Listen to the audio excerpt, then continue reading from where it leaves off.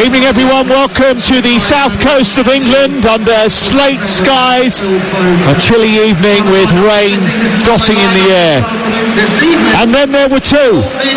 Well, after watching Arsenal bounce back to blitz Chelsea and Liverpool's form fall off a cliff, Pep Guardiola's side know they can't afford to take their foot off the gas.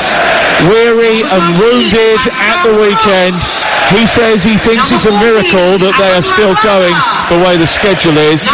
But here they are, 6 wins away from a 4th successive Premier League title. But this Premier League spring is an unsettled one. Only 2 sides have remained unbeaten in the last 5 Premier League games. One of them is Brentford and the other one is Manchester City. And City just about escaped from Wembley with the hopes of a double intact. Now they have to beat Brighton, and not many do that here. Brighton had gone 14 home games unbeaten before Arsenal thumped them in the first week of April, and they'd seen off Ajax, Marseille, Roma and Tottenham Hotspur in that run, as well as drawing with Liverpool. Plus, they haven't played for nearly 2 weeks, so they are rested and they are recuperated. Jared Gillett is the referee tonight. VAR watching from on high is John Brooks. Manchester City in their change kit, their 3rd kit, which is black with turquoise trim, lightning blue shocks and a flash of fluorescent pink on the sponsor and around the crests. And for Brighton, it's the home kit of blue and white stripes, blue sleeves, blue shorts and socks, and they'll attack the goal away to our right in this first half. What a weekend of football we've got for you live on TalkSport. There's so many games on Saturday. You'll turn your radio on at 11 o'clock in the morning and you won't have to turn it off till 11 o'clock tonight without missing a single kick of live football. We've got loads, including West Ham against Liverpool on the TalkSport network, and the conclusion to the Championship title race as well. But it's the Premier League title race this evening that we're focusing on. Liverpool dropped points last night. Arsenal absolutely bulldozed Chelsea on Tuesday night. What are we getting tonight, Scott Minto? It's going to be fascinating to see, isn't it? I think the fact that Brighton have rested a little bit and City are going again game after game after game might be a little bit of a leveller physically, but I do think Pep Guardiola has purposely picked a lot of midfielders in this side to try and control the tempo of the game. They want to control it, not Brighton, especially knowing how good Brighton can be at home with the fans behind them. Lallana plays it into Paleva, comes back down the left-hand side. There was a late change by Guardiola, looked like he handballed it anyway, and there is an issue on this near touchline for Danny Welbeck, who's slowly getting back to his feet. It's back with Manchester City on this near touchline. It's Kovacic out wide towards Alvarez, who's on the left edge of the penalty area, skating into the box now. Gross is backing off, it goes into the area, it's cleared away by Veltman, and it's up towards the middle of the Brighton half. And it'll be interesting to see how Danny Welbeck reacts to that. He doesn't look particularly happy. He's moving gingerly down in front of us. Brighton need a quite outrageous, they required quite outrageous own goal to get them back into the game at Turf Moor 12 days ago. City watched as Nicholas Jackson gave up quite a ridiculous number of chances at Wembley as they earned a place in the Cup final for a 2nd successive season. And these two always produce a spectacle. Let's hope they continue that trend tonight. I was here last year for what was an entertaining fixture between the two, where not much was left to play for. In Cisse with one of the goals of the season. It was so good that it was nominated for a Puskás Award. A highly technical and tactical game played at a breakneck pace. City won the title by then. To win it this year, they can't afford to drop points down at Brighton. Foden trying to squirm away from Van Hecke, won by Welbeck, onto Gross, edge of the area, tries to feed the ball towards Welbeck, it comes back off the defender. He was aiming for João Pedro, I think, but it fell to Welbeck and his shot came very quick and fast along the floor and it was saved by Edison. Yeah, I think what we will see is basically a great game of football. Two teams really trying to play nice intricate passing. I think Brighton will try and nick the ball as much as they possibly can off City and then try and counter very quickly, but City have quality ball, then they'll sit back. Foden being sent through the middle by Bernardo Silva. It's cut out by Brighton and Joel Veltman plays it into midfield. Jakob Moda under pressure gives the ball away and Bernardo Silva's got it midway inside opposition territory. Down the left, De Bruyne tries to keep it alive. A low cross which is dealt with by Van Hecke, who is been playing regularly over the last few months with the injuries that they've had. It's a 23rd Premier League start of the season. In fact, a 23rd start in a row in the Premier League for Jean-Paul Van Hecke. Roberto De Zerbi a little bit animated in the early stages of this game. He's wearing all black tonight, looking like he could be an ultra behind the goal at the San Siro, apart from those trainers, which are brighter than the floodlights. They're probably worth about a season ticket somewhere, aren't they? Yeah, maybe in the Tunnel Club next to us, where you get a free blanket, I've noticed. I'm waiting for someone to discard theirs. Here is De Bruyne, just inside the Brighton half of the field. João Pedro gets hold of the ball. It's kicked out of play by De Bruyne, and it goes out for a throw midway inside the Brighton half. Brighton haven't finished their European quest just yet. I noticed that because everywhere you look in and around this stadium, they're advertising a Eurovision watch-along. I think they're trying to keep the European season going. May the 11th, apparently. You can buy tickets for 20 quid a head to watch Eurovision in the lounge here. £20 per person. And it goes on till 1 a.m. Well, they want to try and celebrate being in Europe or having a European season as long as possible. Why not? Why not? It's incredible to think how far they've come to, and they did what they did in the Europa League as well. It's an amazing sitting here looking at the stadium when not that long ago they were on their knees, and I think there's a lot of people to thank, but the biggest one, the genius here at this club, is the man at the top, Tony Bloom. Well, I mentioned the quest hadn't finished just yet as Verbruggen plays the ball out from the back, short and sharp into Dunk, and then he sends it square into Van Hecke. This is their style of play. They will play out from the back and they'll try and beat the high press from Manchester City. It goes back to Van Hecke after a bit of pressure from Bernardo Silva, and it's cleared away by Verbruggen out to the far side, the left. And starting for the first time, Barco, who's very slender, takes it in, deals with it well under pressure. What a way to start your first Premier League game against Manchester City of all people. Up to Lallana, good touch by João Pedro, and then it was engaged and won by Kyle Walker, but João Pedro's got it back again, and then Welbeck runs through the middle. He's got support on the right hand side from Veltman, who's bursting up outside him. João Pedro allowed to run a long way, and then Veltman's return ball is a poor one. He just sort of wafted his right foot at it really and just tried to help it on, and it went straight into Grosko Vardiol and took out towards this near touchline.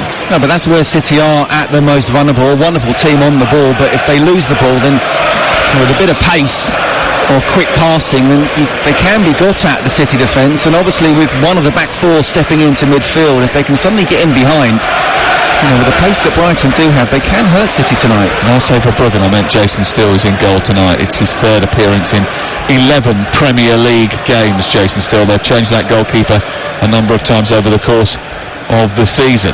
Here is Rodri out towards the far side, trying to find Akanji into Foden, then back infield to Kovacic. Kovacic nudges it through to Akanji once again. It's taken in by Akanji and then back to the halfway line. I think Jason Steele, though, sorry Sam, the reason why he's in, especially against a team like Manchester City, is because of the way that he wants to play. He wants his team to play. He's a very good footballer as well as a goalkeeper. He's seen off plenty of goalkeepers, isn't he, already? Here is Bernardo Silva in the centre circle, back to Kovacic. I mentioned that people think that Brighton have got nothing to play for. That's not true, because they face Chelsea, Newcastle and Manchester United, the three teams that are above them in the table before the end of the season, so they can climb significantly up their league should they get 3 points in that match. They'll climb significantly should they get 3 points here.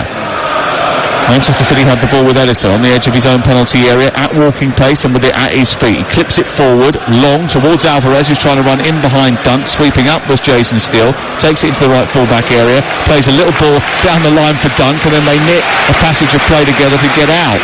And again, it's good passing football under pressure from Brighton, and that doesn't allow City a shot on their goal. It is high risk though, isn't it? Absolutely. It's exactly the way that sort of Pep Guardiola wants his team to play, and Roberto De Zerbi is asking players of a, should we say, slightly lesser level to do that, but Jason Steele playing like a top sweeper there. Here is Barco out to Baleba, then back again towards the left-hand side, collected by Dunk and sent back to Van Hecke. Dunk's got it once more. Van Hecke to the left of him, plays it wide towards the left, and then it's back with Barco, the young Argentine, who actually already has an Argentine cap, I read earlier today, despite the fact that He is so youthful. Here he is trying to deal with the ball which is played down the side. Bernardo Silva almost got the better of him. It squirms through and goes back to goalkeeper Steele away to our left. It's Brighton 0, Manchester City 0. We played 7 minutes on Talk Sport. Another little cross turn from Jason Steele in front of Alvarez. And it is high risk, but it's also high reward, and they're playing up the pitch as a result of that. A little return ball into Lallana is too heavy from Pascal Gross, though, and it just nudges out of play on the halfway line, and it's away for a City throw. I wonder who's the better footballer, Jason Steele or Edison? It's close. Jason Steele already showing his skills and also composure inside his own 6-yard box and doing little turns. Brighton 0, Manchester City 0 on TalkSport with Now. Don't forget, with Now you can stream all the Sky Sports action like Brighton against Manchester City live right now, contract free with a Now Sports membership. Search Now Sports. 28 minutes. Well, it's 8 minutes played, not 20. I was looking at the clock. It says 20:09. I thought, hold on a second, this has gone a bit fast. I know it's been a good start, but here is Guardiola down the left into the path of Foden. Foden trying to jink away from Dunk. Out wide towards the left and Alvarez, and he then tiptoes forward, gives it back to Kovacic, and then it's given to Akanji, who's just in front of the centre circle. Manchester City haven't had much time to rest over the last few weeks. Intense clash with Real Madrid, sandwiched between big games in the Premier League and the FA Cup. That game against Real Madrid emotionally and mentally draining as well as physically draining, because it went all the way to penalties. And the effects of that were visible in the game against Chelsea at the weekend. And one player who didn't play in that game, John Stone, didn't play in the Madrid game, actually looked like he had played in both legs of the Madrid game, all in one afternoon. Absolutely. Nicholas Jackson, for all the criticism he gets, and rightly so in terms of in front of goal, I mean, he ran him ragged at times, didn't he? Lallana trying to lead the press and nab the ball from Rodri. It looks like he's going to sit on Rodri tonight and try and stop him from getting on the ball and dictating the play. He's following him around in midfield. It's interesting, without the ball, you know, it's Gross and Lallana who are pushing further up the most. João Pedro and Danny Welbeck are just being a little bit wide, and yet with the ball it goes into a 3 up front as well. So it's, you know, it's just so depends. These players nowadays with these coaches, Pep Guardiola and De Zerbi, there's so many layers to where the ball is, as to where they want their players positioned. It's not really major chances as yet, but it's fascinating to watch. It's like a little tactical chess battle, isn't it, on the field of play? Absolutely. Baleba now taking his turn of watching Rodri. Lallana keeping an eye on Kovacic. He's got 2 arms in the air. It looks like it's some sort of signal for something. And Welbeck was doing his job. Alvarez drops in, followed by Van Hecke, picks the ball up in the middle of his own half from the goalkeeper Edison, back to Rodri, out to Foden, and then further out to the wide right-hand side of Bernardo Silva, who then sends it back to Akanji. It's good, coordinated play from Brighton and Hove Albion as they attack the goal away to our right-hand side. I tell you what, this is like a training session for both sides. 10 passes as a goal. They're not actually trying to attempt at the moment to have a shot at goal. They're just trying to see who's the dominant one on the ball, see who can say, look, we're the one who's going to have the most possession.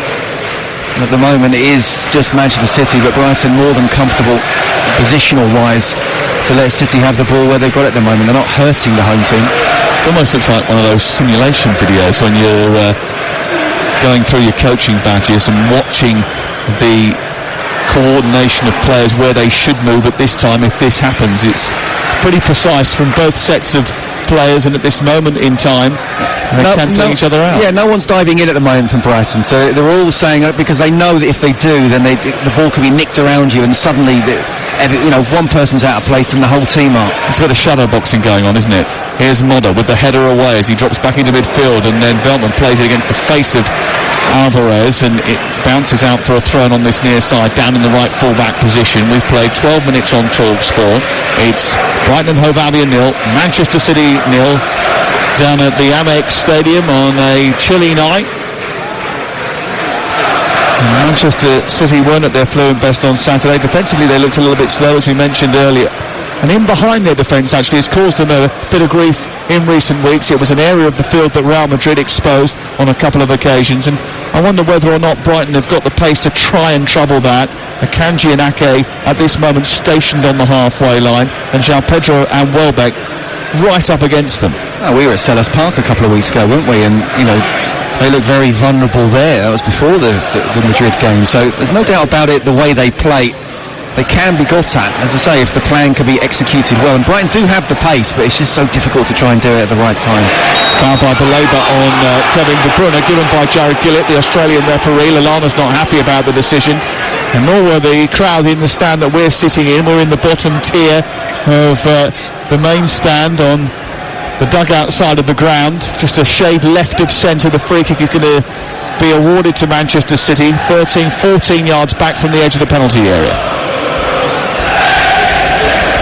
There's a definite foul, there's no doubt about it. I know the Brighton players and some of the fans weren't happy with it, but I believe they certainly fouled him, and now they're in a position where, okay, in open play we haven't really created a chance. Now what can we see on a set piece?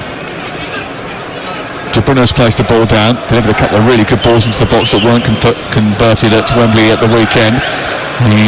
It's quite a high line from Brighton, about 3 or 4 yards outside the box. And it's going to be Phil Foden who whips it in, left-footed, in behind the defence, and they're arriving at the back post with Ake, and he slides in and spoons it over the top of the crossbar.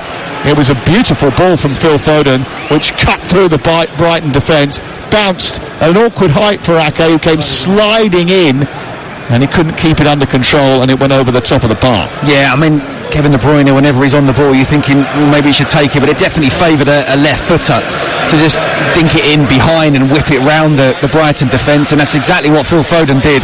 Great run from Nathan Ake, but it bounced with the pace. Very difficult with him stretching to try and keep that on target. Again, matches are really, really tight. The set pieces do come into play. And then they do tonight, once again under pressure. Jason Steele gives it to Van Hecker. He sort of shovels it out to the near side. Welbeck does well to keep it in. Vardiol goes up against him. Hake was in there too. It goes out for a throw-in on this near side. It's a highly technical and tactical game once again between Roberto De Zerbi of Brighton, the Italian manager with so much charisma and animation on the touchline. Certainly if anyone gives him a run for his money in terms of animation, it's Pep Guardiola in the other dugout. Slightly sloppy pass from Lallana, almost put them in trouble. Taken down by Barco far side, and he thought he'd got away with it and kept it in, but didn't quite. And it was nudged out eventually, and it's going to be a throw-in which Kyle Walker will take. Yeah, I like De Zerbi, I really do. I know he can be very prickly, and I do think it might put some owners off, but you know, if you can control him in the way that Paul Barber and Tony Bloom can here at the moment. And I think the football he plays is brilliant. You talked about the sloppy pass, but that's because he's asking his players and his centre-backs, as well as his central midfielders, to play as if you're in the final third, not as if you're in your own third. Lose the ball and sit here at Jason Steele. Well, this is not going to be an easy game for Manchester City, and it certainly hasn't started in any other way than we expected, which is a real test. St Helens 0, Huddersfield Giants 10. Adam Swift extending the Giants lead. It's his 33rd try in 27 games. Over on TalkSport 2 right now, if you want to listen to the commentary from the Super League. Ball out on the right-hand side for Manchester City. Walker in towards De Bruyne. Oh, it's a brilliant diving header over the top of Jason Steele and into the corner of the net. And Manchester City strike first on the south coast. And it's a really well-taken goal from Kevin De Bruyne. His feet are like wands, but his head's not bad either. It's Brighton 0, Manchester City 1. I think it was his Barnett that got on the end of that one. It was a fantastic header, you have to say, and it wasn't your typical Manchester City goal, just simply because the ball was played out wide. Really good play, first of all, from Phil Foden. The cross came in, and it was kind of a cutback, and he must be like 12 yards out. It's sort of in line of the penalty spot, but still at an angle. So he had to create and generate pace and power. It was kind of a diving header. He was able to come onto it, but still, he had to get it almost up and over Jason Steele. It was a wonderful header. Not, as I say, not your typical City goal, but Pep Guardiola delighted with that. And it looked even better because as he threw himself full-blooded towards the ball, his strawberry blonde locks, which are much longer than they were this stage last season, were flowing in the wind. It looks brilliant in slow motion. and his main certainly contributed to the beauty of that particular effort.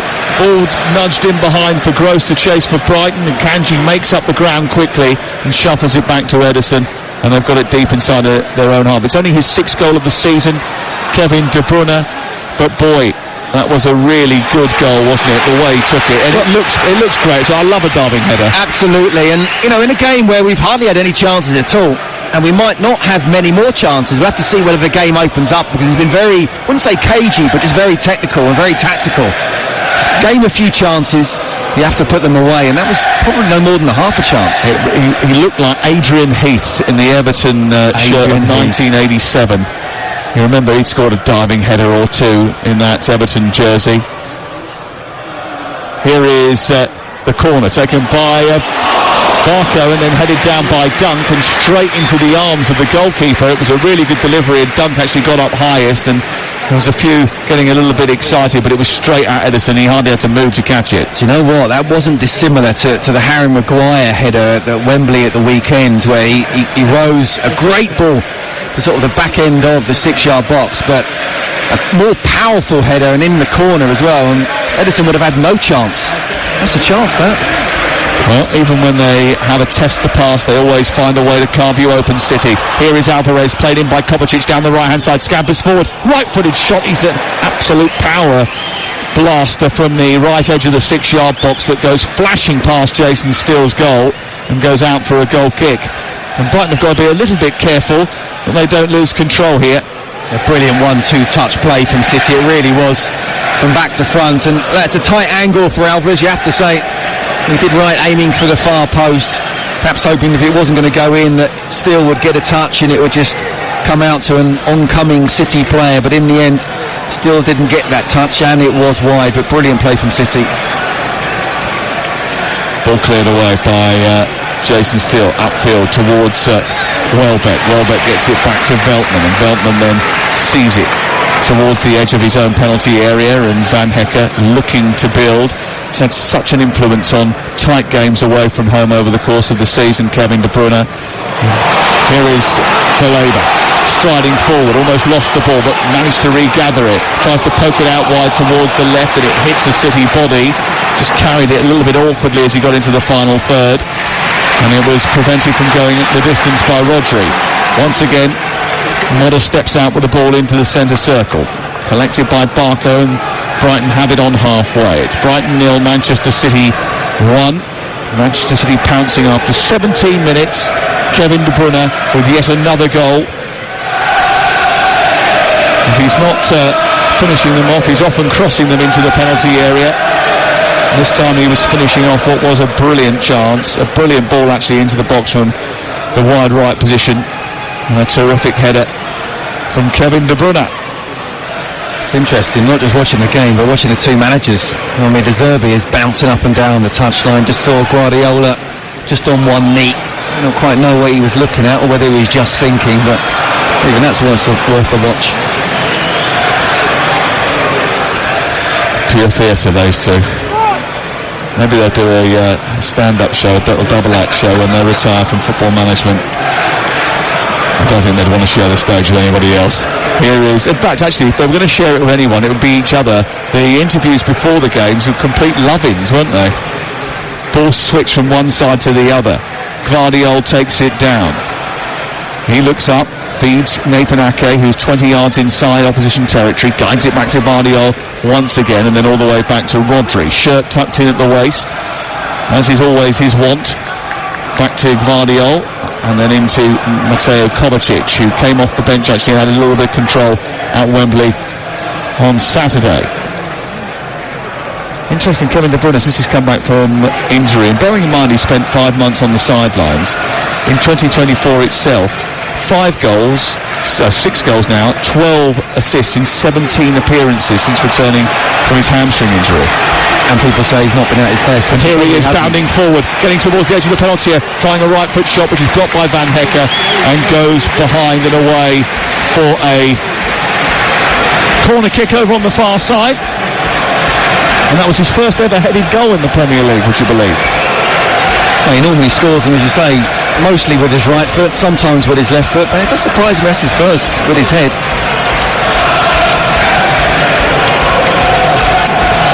I think he's probably now completed football, hasn't he? He can do everything.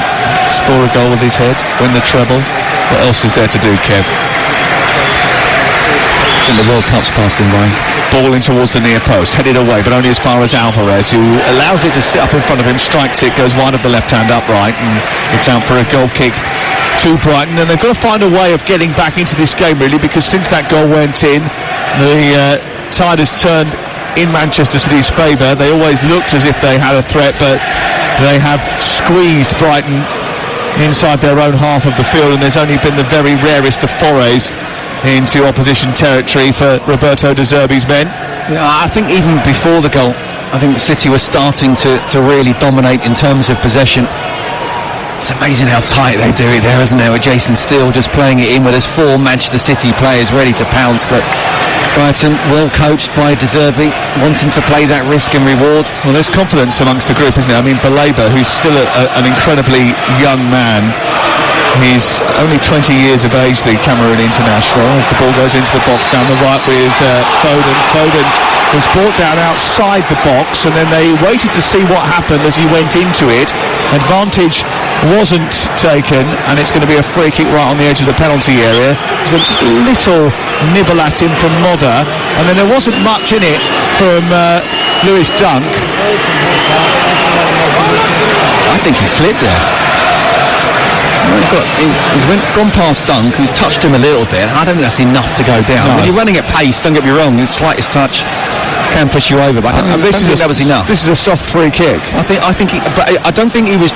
He went down sort of diving. No, he just lost his footing. Yeah, he got a little slap on the belly from Dunk. Nothing more than that. Yeah. But this is a big position now, isn't it? It's a big moment to go 2-0 up in the game, and we're saying Brighton away and how good they can play, despite their form not being brilliant.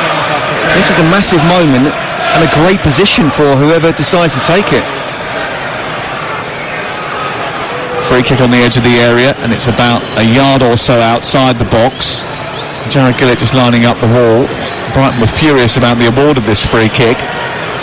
It's about a 45-degree angle to the goal. It probably favours the left footer here, I think, Scott. Yeah, it does. It does, although Kevin De Bruyne allowed Phil Foden to take the free kick before because he was just whipping it in. This is a shot at goal. Well, De Bruyne and Foden are over it. It's Foden who strikes it through the wall and in. Phil Foden celebrates by the corner flag. He loves a goal against Brighton. It's 7-7 against them now. But Brighton will be furious about the award of the free kick, which led up to the chance that Phil Foden has cracked through the wall with a little deflection to take it past Jason Steele. I think it came off Gross and went beyond the goalkeeper, and it's now 2-0. Do you know what? That's unlucky. I'm wondering whether actually, the wall has split, but it hasn't. They've gone wide of the wall. But Gross, he's turning his body. Again, when you're in the wall or when you're just outside it, a shot coming, just stand still, cover what you need to cover, and then whatever gets hit, gets hit. Just by turning his body, it's come off his side. And Jason Steele's gone one way, the ball's gone the other, and talked about that being a possible big moment in the game. That's 2-0 up now. And where it was really cagey early on, City have just stepped it up a lot and put the foot on the gas, and suddenly it's going to be very difficult for Brighton to get back now. 24th goal of the season for Phil Foden, who loves a goal down on the south coast. He loves scoring against Brighton, and he loved that moment. He went away, wheeling away in celebration. I think because it signified that Manchester City have taken an iron grip on this game, and one of those away matches where people had suggested that possibly it could be a place they might slip, when they're well on the road to getting 3 points at the Amex Stadium. Do you know what as well, we wondered how they'd be physically, and I thought with the extra sort of day or so that they've had since Saturday they'd be okay, and they had been very good after the first couple of minutes. Brighton were given as good as they got in terms of possession. No one was really creating any chances, then City just literally stepped it up, and they've been excellent ever since. It's a fortunate free kick on the edge of the penalty area. And he got fortunate with the deflection, I suppose, in a way. But Manchester City lead by 2 goals to 0. And the way the game has gone, I don't think that Brighton can have too many complaints. No, do you know what? It's a probably foul by Foden over on the far side. Barco went to get it and he was late on him. It's a free kick just outside the area left-hand side. It was an unnecessary challenge. Yeah, it's a foul. It's nothing more than that. The crowd obviously trying to get behind the team and hoping that it'd get a yellow card, but it's a foul. But look, yeah, okay, a little bit lucky. You can say we've been awarding of a free kick, but you can say that Foden earned that luck by driving into the defence of Brighton, and then you can say a little bit of luck with Gross sort of turning his back, but Gross has got to be stronger there. You know, he's had a shot at goal, Foden, and again, you know, he's been bold on both occasions there. First of all, on the ball, winning the free kick. Second of all, yeah, a little bit of luck with deflection, but saying, I want this. So he's earned his luck. De Bruyne and Phil Foden on the score sheet already for Manchester City tonight, and we played just 28 minutes on TalkSport. Here is Phil Foden, who's getting booed by the Brighton supporters after one scoring that goal and committing that foul on Barco. I'm not sure he'll be too fazed by that. He's got a thick skin. I wonder if he can replicate this goal-scoring form for England. The issue that they've got, though, is where they get him into the team. As De Bruyne threatens to run in behind, but Barco will tidy that up. Getting him in the team is a problem because he's thriving mostly in that number 10 position, isn't he? That's where he has been at his most effective for Manchester City. He has influence from the sides, but when he's in the number 10, he's absolutely deadly. He isn't going to play that position for England. Well, no. I spoke to somebody who shall remain nameless, but let's just say a very, very big name of English football, past and present, who said to me that he'd play Foden ahead of Saka for England. He's still not going to play at number 10 though, is he? No, but he can play. No, he's not going to play number 10. Bellingham will play the number 10, yeah. but his next best position is probably on the right, just coming off and coming inside onto his left foot. But to be fair, tonight he's playing absolutely everywhere. He certainly is. He's enjoying the freedom of the Amex Stadium. Here's Kovacic on halfway, taking the ball back and nudging it into the path of Ake. Akanji being told to narrow off and close the gap in the middle of the defence as Bernardo Silva takes the ball on and charges down the left, releases it to Gvardiol, a couple of steps in from the left touchline, and then it's on to Ake. Ake now back into centre field. Rodri spots a little gap, threads the ball through it, finds Kovacic, he helps it on in towards Alvarez on the D, tries to twirl away from one challenge, gets it out wide right, Walker with a low cross, and Jason still reacts well, grabs it. There was an offside flag up over on the far side by the assistant referee. No, but it's all City at the moment, isn't it? They are absolutely bossing this game at the moment. Kevin De Bruyne's popping up on the left, Foden's popping up on the right, and then 30 seconds later they've switched round. And by the way, they have to find a way. Gareth has to find a way for Foden to be in the side. He's got to start. He will start. This is rare, I suppose. Now, this is a rare foray for Joel Veltman into opposition territory. Now, Gvardiol's hand came across him and pulled him back. Linesman and referee did nothing about it. Veltman gave up the chase. The referee said play on, and the Brighton fans aren't happy about it. I thought that was a foul. I thought he did grab hold of his shirt there, and now the linesman and the referee. I can understand maybe the referee's assistant should have seen that. Well, he clearly did see it, didn't think it was a foul, but Brighton just, you know, because they're completely under the cosh at the moment, I think they just feel that everything's going against them. But City just absolutely superb. They were off it at the weekend, and I wasn't surprised at all, but they're really bang on it tonight. Well, Brighton have been under the weather for a little while now. The club that struck first at Anfield and only lost 2-1 at the Etihad have only won one of their last 7 Premier League matches, and that was against Nottingham Forest. The goals have dried up too. Evan Ferguson is injured. João Pedro hasn't hit his early season form since coming back from injury. And the Brighton fans have got a little frustrated that they've scored a paltry 4 goals in their last 7 appearances. They need to score 2 just to get on level terms here. Here is Jakub Moder finding Gross. Gross's ball is cut out by Bernardo Silva. Kovacic forward. De Bruyne wins it. He's got Alvarez on this left-hand side if he can feed him. He does that. Pushes it down into the left-wing position, and Alvarez now scampers forward. He gets into the box. He looks up. Not too many options in there, so he goes to the edge of the area in Kovacic, and the attack just loses its momentum a little bit for Manchester City, who lead by 2 goals to 0. Yeah, and it doesn't really matter for City whether they try and counter and it doesn't happen. They just come back Just keep the passing going. Death by 1,000 cuts. Here is De Bruyne dispossessed Baleba out to the near touchline, and Brighton get hold of the ball inside their own half. Now they've got to find a way of getting out of the press and moving up the pitch. It's been a problem for them because Manchester City have smothered them right from the very front. Even Kyle Walker, now the furthest player forward, chasing, harassing, causing problems for Barco, who's playing with it inside his area, gives it to Jason Steele, has to twist away from Alvarez. It's a minute touch from Baleba, but it's given away inside the box. Foden is there to bury it! And they have won that ball inside the 18-yard box. They have turned it over high up, and they have punished Brighton at source. 3-0 to Manchester City, who are blowing away Brighton in this first half, and Phil Foden is at its heart. It's been a relentless Manchester City start to the game, and they've taken full advantage. Brighton 0, Manchester City 3. Brilliant, absolutely fantastic play for City. Well, they've shown in the first half an hour how good they are with the ball, but they've also shown how good they are without the ball. You know, De Zerbi's asking Brighton to do this. He's asking Jason Steele in his own 6-yard box to not get rid of it, almost to go round people, to take people on, play little 1-2 touches in their own box. It just takes one person to not play a decent pass, and there it was Barco. Fantastic pressing, the ball fell to Foden. It was a first-time finish, giving Steele no chance whatsoever. It's just not something you can do against Manchester City. I admire the principles of De Zerbi, but he's asking his team to do something they're just not quite capable of doing against the very best. And look at this, 3-0, 34 minutes gone. Yeah, it's a real show of strength on the south coast from Manchester City. And it is the 9th time this season that a Brighton player has made an error leading to a goal. It's the most in the Premier League. I'm not surprised though, Sam. It's the manager asking his players to do that. I bet if you took them to one side and said, look, off the record, do you really want to quite play this tight?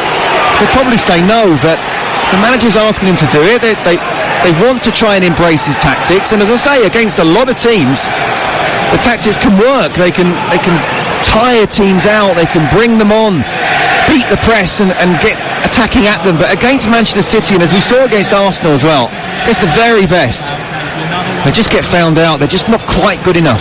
Joel Bartman with the challenge on the near side that led to a free kick for Manchester City, but also led to a yellow card for him. He's getting a little bit frustrated. I mean, the only crumb of comfort for Brighton and Hove Albion is the fact that they do have and will get at some point chances of getting at the Manchester City back line. They haven't materialised yet, but although it was regimented and resolute last season, this season they've tended to have more holes in their defence than an Eric Ten Hag argument.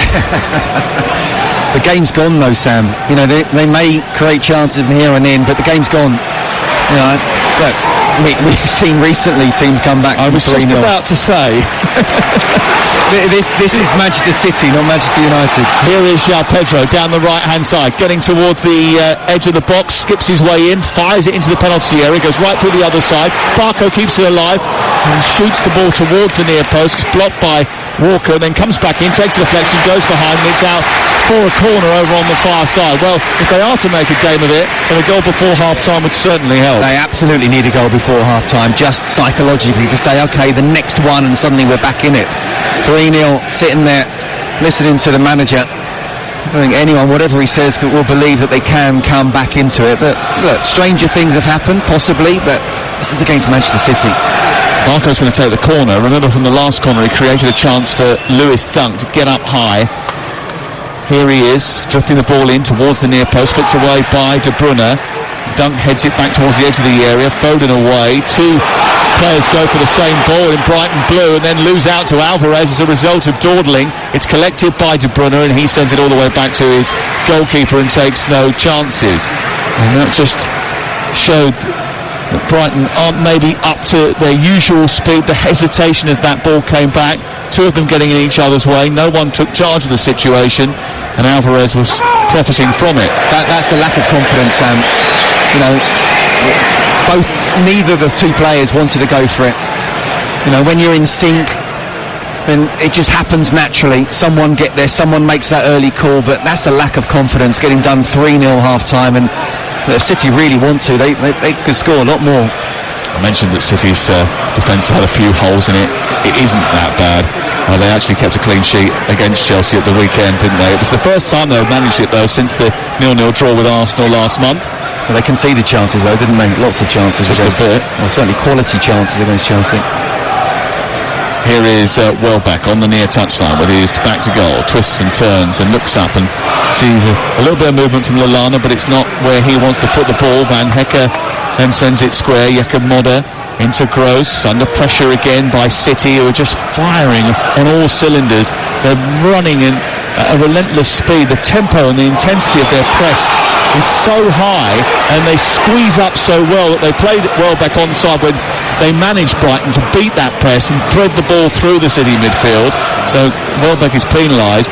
But I mean, the intensity of the smothering from Manchester City is, I'm sure that other teams that aren't Brighton, who are used to taking care of the ball, would probably have suffered an even worse fate than Brighton have. It's a great word, smothering. That's exactly what they do.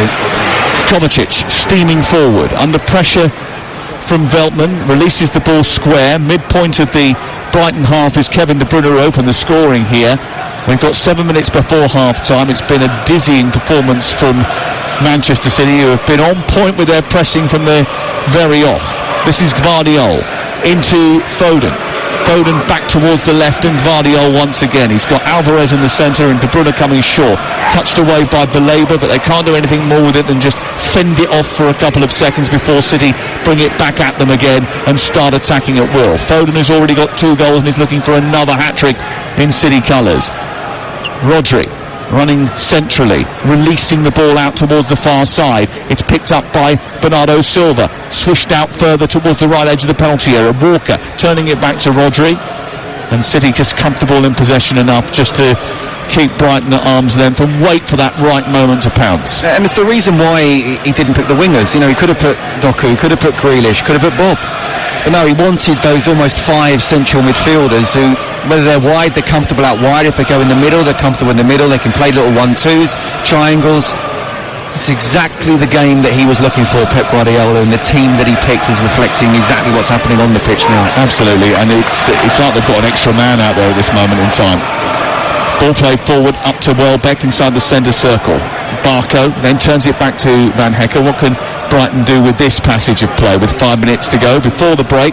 Live on Talk Sport. It's currently Brighton 0, Manchester City 3. The latest odds are available at Ladbrokes, where right now you can get Brighton to win the game at 200 to 1. The draw is 66 to 1. Yeah, Manchester City unbackable, I think, at this moment in time. Well, no one's going to take any money on them. That's all thanks to Ladbrokes 18+B, gambleaware.org. Did you say 200 to 1? Yeah, to come back and win the game. I mean, in 90 minutes, that is, yeah, Scott. Of course. Well, 90 plus whatever. Stoppage time. Yeah. Of course, we were at Bournemouth, weren't we? We were at Bournemouth, where a team went in at 3-0. But far be it for me to cast any disparaging glances in the way of Rob Edwards' team. Are you saying Luton are very similar to Manchester City? But I think Manchester City have a slightly different level of resolute defensive nous. Faker, others will be on you. She will be, yeah. Should be on to me anyway. Here is Alvarez onto Foden. Bit of a gap forming. He runs at the defence. Veltman just about gets something on it. Guides it back to his goalkeeper by Van Hecke. And then Jason Steele brings it out towards the near touchline. Just don't mention the word Luton, otherwise she's on the phone. We've got a big game coming up soon on Talk Sport Friday night. Luton against Everton. I'm looking forward to that. That'll be a crack. Are you doing that, Ian? Brighton 0, Manchester City 3. On Talk Sport with Enterprise Rent-A-Car. Enterprise has 450 branches with all the vehicles your business needs. There'll be a few Brighton fans, I think, heading for their cars at half-time. It continues like this.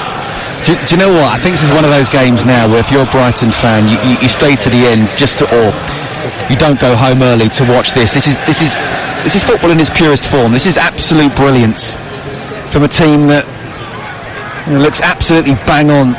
They're standard bearers, aren't they? Absolutely. And look, Arsenal have been superb again this year. They're even better than last year. And would be and will be, if they do win it, worthy winners. But at this moment in time, with this performance that we're seeing from Manchester City, I said it to Hugh earlier, I can see Arsenal winning every game, even the Spurs away. I think Spurs are vulnerable, as we saw in the Newcastle game, but I also can see City winning every single game. Forever? Or just this season? Not quite forever. I think I just saw a bad touch from Pep there. Did you? It was Jason Still actually kicked it straight out of play, and Pep looked to try and bring it out of the sky. He didn't quite get hold of it, and then he sort of shuffled away as if someone didn't even try to. No, absolutely. I'm cool, which he still is. And mind you, are they loafers or black trainers? Difficult to bring a ball down from. They look like Doc Martens. Big, thick rubber sole on them, and they're leather. Difficult to bring the ball down that way, isn't it? Wearing those.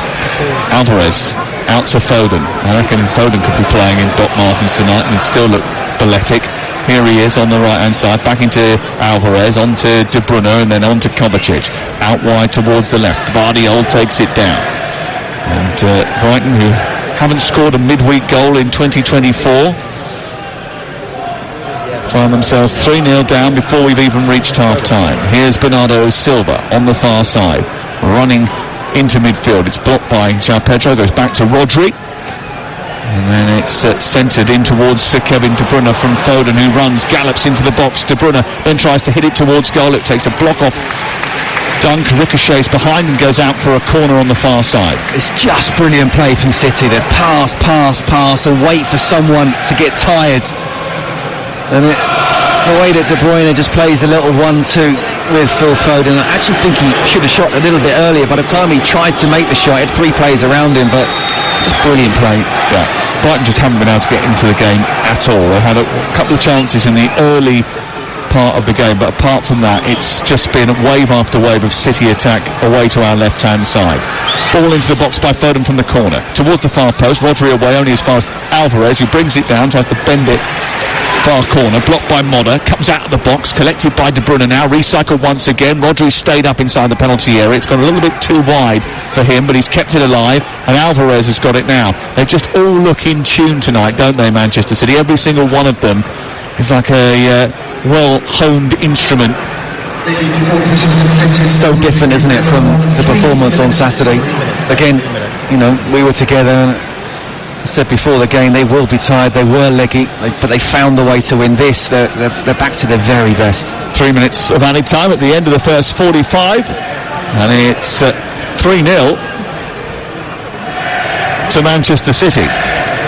Doesn't flatter them, does it? No, and they usually come into form at this stage of the season. Scott, I mean, if you go back over the last 4 seasons, they've won 60 of the last 77 Premier League games between Jan and May. I reckon that's about 78%. It's an unbelievable record, isn't it? When the business end of the season comes into view, they come into gear. And this is what Arsenal are up against. This is what Liverpool are up against. That's what everyone's up against. Absolutely. Good luck to Chelsea and Manchester United. Well, you can understand why those clubs have gone back to the drawing board and think, we'll start again, because they've got to try and find a system, a production line that generates enough talent to get to a point where they can compete with a team like this. You know what I think about Pep Guardiola? I think he's one of the very best in the history of football. So does Roberto De Zerbi. Absolutely. The legacy, even before he arrived on these shores, I saw not just Premier League teams, but Championship, League One teams trying to play like Pep Guardiola sides. And since he's come after that first season, he knew exactly what was needed. Spent money on quality fullbacks. And he's just absolutely ripped the Premier League apart. Ball sent down the right for Walker to chase. Usually he can chase into pretty much any area, but even that's just a little bit long for the speedster. Most sprints in a Manchester City jersey this season. Ake, who's pretty sharp as well with his feet and his mind, nudges the ball back as the long ball goes forward towards João Pedro on the edge of the Manchester City penalty. If you're Roberto De Zerbi, what do you do at half-time? How difficult is the team talk at half-time? Well, I think it's very difficult. I mean, look, we must sort of stress again that Brighton have got a lot of players out. So, this is not like their first choice. Ferguson's season is over. Estepinan's season is over. Milner's not available. Matoma's not available. Here's Foden. He's certainly available. And so is Alvarez, far post. If he can squeeze the ball to him through the penalty area. Watched by Modder, slid behind. And I think there was an offside flag up anyway before Foden embarked on his journey down the left-hand side. And it's going to be a free kick. And Pep Guardiola's actually really annoyed about it, because his point is, look, if that was going to be the case, why didn't you flag earlier? Foden's exerted himself, he's gone down the left-hand side, produced a cross. Players have flung themselves at the ball to stop it from going in. Someone could have been injured.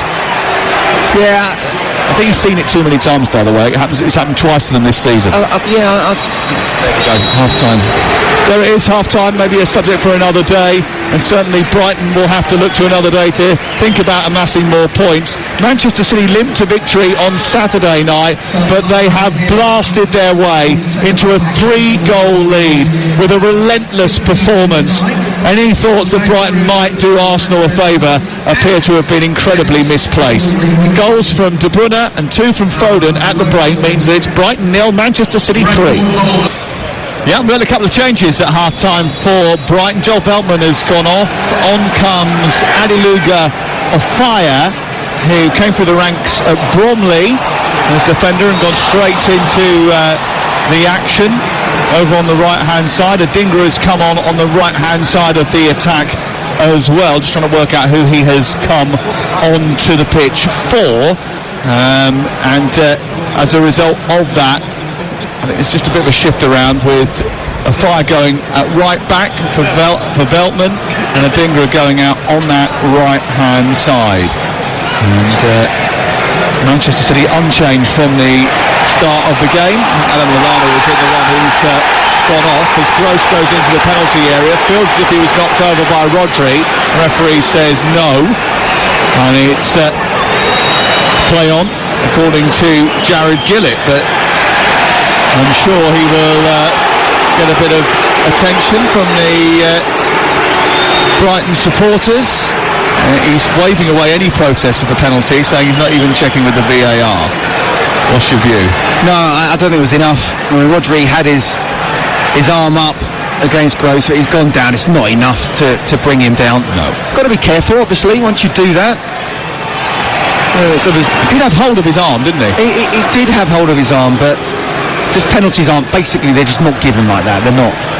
But it's been a good start in that sense from Brighton. Been trying to be very much on the front foot. Change personnel, trying to change the outcome of the game. It's going to be incredibly difficult. They trail by 3-0 at half-time. It was an exemplary performance from Manchester City, even by their high standards, in that first 45 minutes. They were properly on it.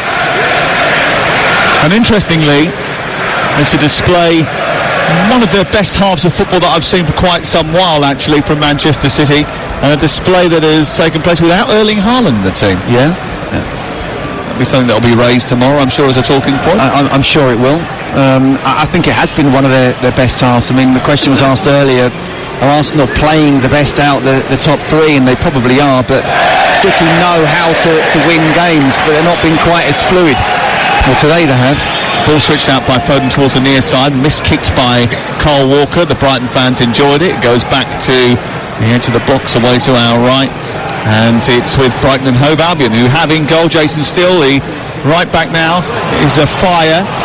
Van Hecker, Duncan, Barker make up the back 4. It's Modder and Belaber in midfield, Gross in the 10, João Pedro on the left, Welbeck through the centre, and Adingra on the right hand side.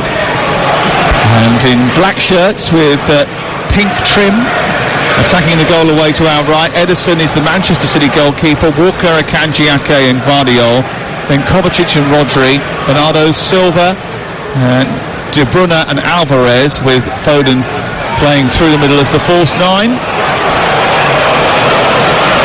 Alvarez and Silva very much the wide men in the game, although Alvarez occasionally going into occupied Dunk, but it's a very fluid system, and here Dunk heads the ball away but straight into the path of Foden, who runs over the halfway line through the centre circle out to the right. Did you see that though? The ball went to Ederson and he knocked it long. Yeah. Even the best are quite happy to knock it long. They're not reluctant to do it, they do it quite a lot. Here is Foden.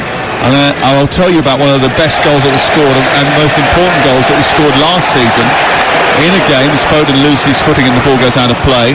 In a game between the top two in the Premier League, the goalkeeper sent the ball long into the centre forward, who chested it down, turned, popped it off to Kevin De Bruyne, who scored. Yep. It was against Arsenal, and it was one of the most significant goals of the season, and it was scored by Manchester City in that fashion. But my point is, you've got the top team. Yeah. Kovacic exchanging passes with Alvarez. The ball goes to the edge of the box. Foden can't get hold of it, and then Barco will bring it clear on this left-hand side after a series of challenges, some of them emergency ones, and still very tight because they're pressing high up once again. Modder plays it across the face of his own goal, takes a deflection off Rodri, goes behind the way for a goal kick. You can now get to your point, sorry, but even we're being ridiculously pressed by Manchester City. No, we are, and we're 30 yards from the touchline. But our time is being squeezed by them. which is good, because we want to see both sides still really going for it. As I say, Brighton very much on the front foot, trying to press as much as they can. But look at Jason Steele. Look, there's a yard away. Who is that? Is that Phil Foden? A yard away from Steele, and he's just saying, "Come on." Well, as he saw down the other end, Edison quite happy to knock it 50 yards down as they play from there. Well, every pass out from the back has to be millimetre perfect, because every single pass is a centimetre from disaster. I talk about Pep Guardiola's football in its purest form, and I'd say De Zerbi's probably taken it another step on. Little 1-2s and asking your goalkeeper to really bring on a centre forward or whoever's coming in and wait until they're just a yard away, and you're literally inside your own 6-yard box. It's high terror stuff. And they've given a free kick away over on the far side, and Kevin De Bruyne is going to take it. Foden has placed it down. De Bruyne looks up, eyeballs the defence. It's another high line from Brighton and Hove Albion, are about 2 yards inside their box here, and this cross is coming in just a yard outside the area, wide on the left-hand side, so everything in a very narrow strip either side of the 18-yard line. De Bruyne's going to whip it in, right-footed. It'll be an arcing one, trying to get in behind the defence. Jared Gillett is not happy with something he's seen, so goes over and demonstrably reprimands Kovacic, who then says something into Jakob Modder's ear, and the ball goes into the box, actually left by De Bruyne and in by Foden into the near post, and it's flicked over the top by João Pedro. It's out for a corner. Yeah, it wasn't quite the best of balls from Foden, but he's certainly, in the form he's in at the moment, he's more than happy to take it again, just try and whip it round the Brighton defence. And Rodri there was a couple of City players that were offside, but it was Rodri who ran from an onside position, and Pedro got just in front of him. Here is the corner to be taken by Julian Alvarez. Far side, attacking the goal away to our right as we look at it now. In those pink boots, he scoops the ball forward. It's a deep one to Rodri, who tries to get up with a header. It bounces loose in the box, and João Pedro just thunders the ball clear. Properly hoofs it. Peter Kay at it. Exactly. Even he thought, I don't want to bring the ball down in my own box and start trying to play little 1-2s. No, and he smashed it right up over the halfway line and all the way back to Edison, who's got it on the edge of his D. The Premier League title race has seen top spot change quite regularly this season. In fact, it's changed a mammoth 21 times. The last time it changed hands like that was 5 years ago, when it switched 33 times, which is a Premier League record. The last 7 days have already seen Arsenal jump back above City, but a City win puts them within pouncing distance, with 4 and then 5 to play respectively.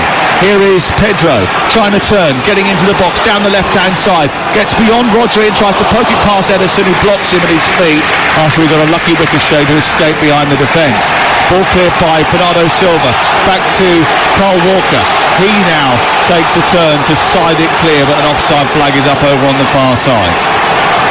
Again, I have to give credit here to Brighton and to Barco in particular, because he made a mistake for one of the goals, but very tenacious there, winning the ball back, and a great bit of skill coming inside. He played to João Pedro, who somehow found his way past 3 defenders, but Edison came out really quickly. In fact, it was a Kanji, knocked the ball against Rodri, which then almost went into the path of Pedro, but Edison on his toes and just diving at his feet, making a really good save. It is the tightest title race for 10 years, and it's well worth enjoying. And after this, we'll go to East London on Saturday for West Ham against Liverpool.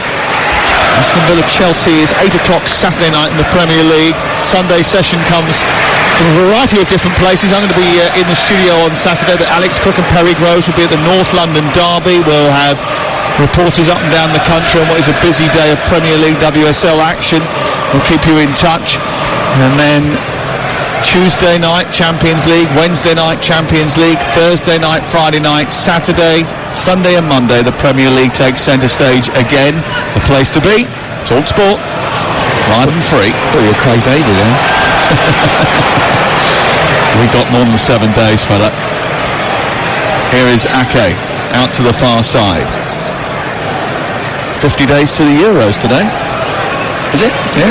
Excited? Wow. I think it's 50 days to the England's first game, yeah.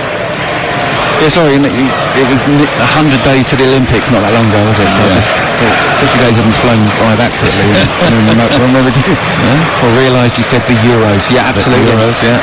I think it could be an historic year for English football. Fingers crossed. Igor about to come off the bench, the central defender, and join the Brighton ranks. 3-0 to Manchester City, and we've played 54 minutes, nearly 10 minutes of the second half. They've won it high up here. Adingra, far side, trying to get away from Aka.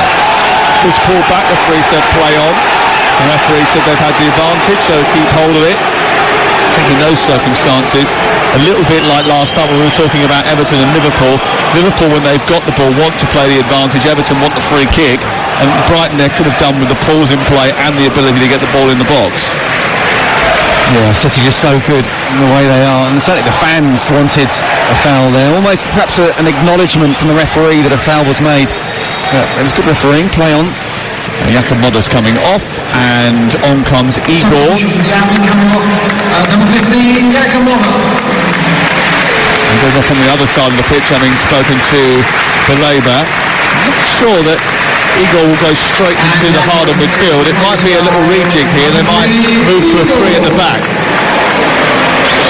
Yeah, it looks like he's telling Barco just to push on. He is on that left side of defence there. As Barco's pushing into midfield, we'll see whether it's a change of formation or not, but certainly Igor's coming to the left side of the fence. Yeah, he certainly is. Not scored for Brighton 4.5 years since his last goal. In fact, 26 years of age. Igor Julio from Brazil. They've won the ball again high up on the far side. João Pedro charging forward. He's got support on the right with Adingra. Adingra gets to the byline, produces a cross, hits the chest of Nathan Ake, goes behind and out for a corner kick on the far side. A few behind the goal are suggesting it might have hit a hand. I'm not sure that it did, and if it did, well, it did actually, and his hand was up. Yeah. I don't think it's a handball because he's trying to tuck it into the side of his body. Yeah, it would have hit his body, wouldn't it? It's in the line of his body. The referee says play on. VAR have quickly checked it. Nothing doing. Here is the corner, far side. Two will be taken by Pascal Gross, who's got 10 Premier League assists already this season. Only Ollie Watkins has got more. He's chipped towards the middle of the goal. Dunk is arriving back post. Van Heckel got in his way actually. And the ball was looped up into the air and caught by Ederson. Brighton 0, Manchester City 3. You have to say it's been a really sort of positive start to the second half from Brighton. I mean, look, you know, some would say, and they're probably right, that City are in second gear now, but when you're 3-0 down at home, start going out to the second half, you want to try and be on the front foot. You don't want another half like you just had to suffer there, and at this moment in time, City are not bossing it like they did in the first half. They don't need to, clearly, but Brighton are showing character and courage. Dunk is back up after crashing down to earth on top of Guardiola.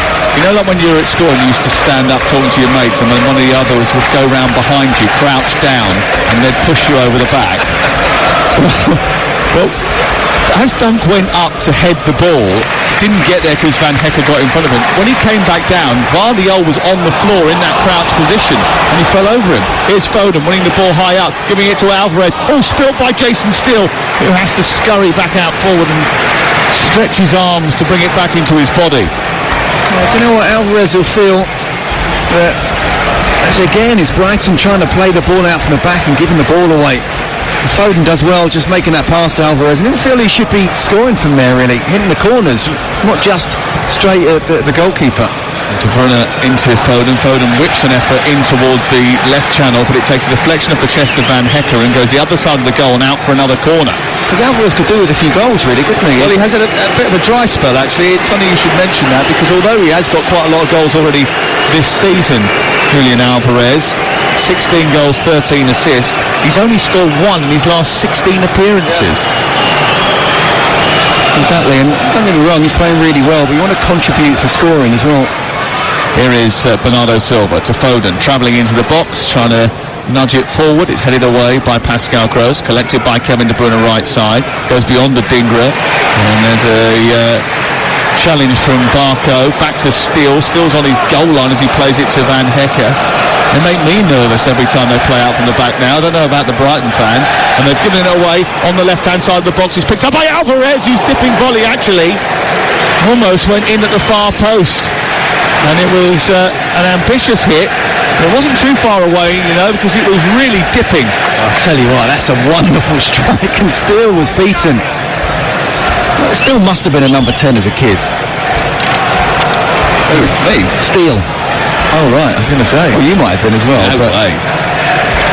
The way he's playing, the way how comfortable he is on the ball, I can see why Roberto De Zerbi really likes him, but I just feel they're asking for problems. Here is Welbeck, who takes the ball out of the sky well, then sends it out towards the far side, the right. Looked like João Pedro was in miles of offside there, and then eventually the flag goes up. He's complaining that he wanted the ball earlier. I mean, he probably should have timed his run a little bit better. Yeah, he was well offside, wasn't he, by the time the ball came to him, and I think he was offside pretty much the whole time. Yeah, I mean, there's not one moment there where they're in control of the ball on the right-hand side with a fire, and he's made the run at the right time. No. I think that's a bit of just a frustration at how the game's going and how he, like most of the Brighton players, have been on the periphery. Here is Welbeck on the near touchline, looking to find Barco now as they come forward. Barco's touch down the left was a little bit tame, cut out by Walker, and given straight back to Edison away to our left-hand side. City have been consistent away from home this season. They've won 6 of their last 7 on the road in the Premier League. They have conceded first in 4 of those games and trailed in 5 of the last 7, but although they haven't been perfect on their travels recently, they've been perfect tonight, and Walker has taken the ball down as the long ball goes up towards the edge of the area. He cuts inside, he's only got Steele to beat, sets it up for Alvarez into an empty net. It's 4-0. Brighton complain that in collision with Jason Steele, Walker handled the ball. Alvarez, though, is celebrating with the City supporters behind the goal because he believes he has established a 4-goal lead and has managed to end that long run without a goal. Well, again, it's a ping from Edison, a 50-yard ball over the top of the Brighton defence for Kyle Walker to go on to. He's cut inside, Steele's come out, and I think he's complaining for a foul, but it's not. Kyle Walker has every chance, every right to go for that ball, and he does get it in what is a 50-50 with him and Jason Steele, and the ball falls to Alvarez, who won't have a simpler goal, will he? Well, I think he did pop up and hit his arm on the way to goal, but it's not the immediate action before a goal is scored, and it's not what the player that did put the ball in the back of the net. I think it was a 50-50 challenge with Steele. He won that, and Alvarez has scored. It's 4-0. Do you know what? They can do every single way, can't they, Manchester City? Obviously, with set pieces, the quality they got with De Bruyne and Foden, they can pass you from the back, and then they can just do an Edison long ball over the top. It's not a long ball, it's a long pass. Brilliant play from Kyle Walker. Realised he had to stretch, but wanted it, and made sure he got it just before Steele. Got a little bit of luck again, falling to Alvarez, but again, I say they've made their own luck there. City fans doing the Poznan behind the goal. They've had a brilliant night so far. Their team have been outstanding from start to finish. Brighton 0, Manchester City 4 on Talk Sport with Now. And don't forget that with the Now Sports membership, you can stream all the Sky Sports action like Brighton against Manchester City live right now. No contract, search Now Sports. City will try and win as big as they possibly can. Obviously, it was a big statement win from Arsenal. It's a big statement win from City here, but I don't think they're going to catch Arsenal in terms of goal difference. No, but might as well give it a go. Here's Barco sending the ball in behind the City defence. Welbeck out to Adingra inside the area. He's got a chance, but he's closed down by Gusto Vardiol before he can pull the trigger. And he puts the ball behind and out for a goal kick. And Vardiol is congratulated by Edison for a diligent bit of defending. Brilliant defending, really good. Good play from Brighton, you have to say. The moment Adingra's got into the box, Vardiol has just got there. He's read it really well, and he's actually got there first and kicked the ball onto Adingra. In the end, it just went off for what would be a goal kick. So a perfect challenge, you have to say, from the City defender. Foul on Foden by Jean-Paul Van Hecke, who is pressing high up inside opposition territory. Foden is not happy with the challenge from Van Hecke. He thinks he was pushed in the back, and then I think he caught something on the head as Van Hecke went to ground. And the free kick has been given in favour of the Manchester City and England man. Well, it's been a tough night for Brighton. And it's been a very good night for Manchester City so far, who have reasserted their authority. If it was questioned at the weekend, they have re-established it. Gareth Southgate sitting not too far away from us somewhere here by the looks of it. Just having a look to my right to see if I can see him. He's here tonight, keeping an eye on Phil Foden. He must be in one of the posh seats because he's got one of those blankets. You're still jealous about that, aren't you? Yeah. Someone just a couple of yards away from us has got a blanket as well. Very so snug as well. They're not posh seats. You're not posh enough as a person, Sam, clearly. I think that's probably right. Pretty happy with that depiction though. Brighton have been in the top half of the table all season, are actually going to drop out of the top half of the table at the end of this match day, which will be the first time that's happened to them all campaign. And they want to finish in the top half of the table for the third successive season. Here is Kovacic back to Ake across the face of his own goal. There was a risky pass actually just prior to that from Edison, who actually sort of cleared it from almost on the goal line. He was so casual at doing it though. Here's Alvarez sending Walker down the right side, and again he scampers forward. He's got options in the centre. He cuts infield. Kyle Walker sends it through the middle of the goal. It pops off of Van Hecke, and then it's headed into the air by Baleba back to his goalkeeper.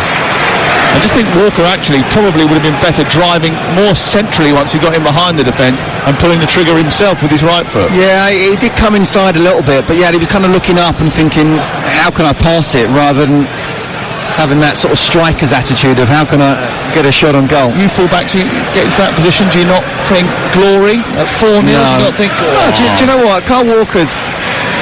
You know, when I was playing, I'd much rather have made an assist and scored a goal. I'd much rather have put in a really good cross for somebody than be that person at the end of the cross. Why? Because it was your job to do that rather than... Yeah, just, you know, I've never really... Just as well, because I probably wouldn't have made it as I wouldn't have made it as a striker, but absolutely, you know, your job is first and foremost to defend well and try and keep that clean sheet, and then if you can, you know, play a little 1-2 with someone and whip in a great ball and make that assist, that to me, I think Kevin De Bruyne even said that one time, that I'm more than happy to make an assist rather than actually scoring. Obviously he's more class enough to do both. I think Kyle Walker, I mean, what a player he is, and the pace that he's got, even at the age he is, and he just keeps on going, doesn't he? Must be an absolute nightmare, not just for the winger up against him, but the fullback up against him, to think that little 1-2 like there with Igor, and suddenly he's in and he's treading water trying to catch him. Ball going away by Rodri cheaply to Adingra, who clips the ball over the top to Pedro, falls over. Barco picks it up left-hand side, tries to cut infield. Bernardo Silva wins it ahead of Barco. Manchester City turn it over. The thing is that those players that are so talented, Bernardo Silva, Foden, De Bruyne, they get through so much work going back to help out their team defensively. And no wonder so many of them were knackered at the weekend, because they do really exhaust themselves in doing work with and without the ball. It is just a great lesson, you know, not just the likes of the Chelsea players and the Manchester United players, but kids around the world with all the talent they've got, and yet they're still working as hard as they can. And you know what? That comes from the manager. He's the boss. He demands it. Absolutely. Grealish and Matthias Nunez about to come on for Pep Guardiola's team. Some massive place. And the altruistic Scott Minto here at the Amex Stadium. What does that mean? Means you're more interested in others than yourself, which is why you'd rather to give an assist than a goal. Here is Welbeck down. Every day's a school day with you. Side into Gross, then back via Baleba to the edge of the penalty area, and Van Hecke brings it out from the back once again, and now a fire, speeds forward at real speed down that right hand side, and boy has he gone. He's got some help from Adingra now, edge of the area, plays it infield, gives it to João Pedro, a little turn or twirl away from De Bruyne, and then he runs to the edge of the penalty area, gets inside the box, gets past one challenge, and then another, gets pushed to the floor, wants a penalty, can't believe he hasn't got one. Josko Gvardiol seemingly pushed him in the back. The referee has suggested he was looking for it. My first thought when I saw it with the naked eye was penalty. Let's have a look at the replay. Well, I'll tell you what, it deserved a penalty. How good the move was. He goes past Ake. And Guardiol, I think he's looking for it, João Pedro, but Guardiol's not made any contact on the ball, and he has on Pedro. For me, that's a penalty. But then VAR, is it a clear and obvious error? I think it's a penalty. Here is João Pedro again driving into the box, trying to get away from Rodri, away by Ederson, and it's cleared out on this near side. They're going to stop the game now. They're going to stop the game.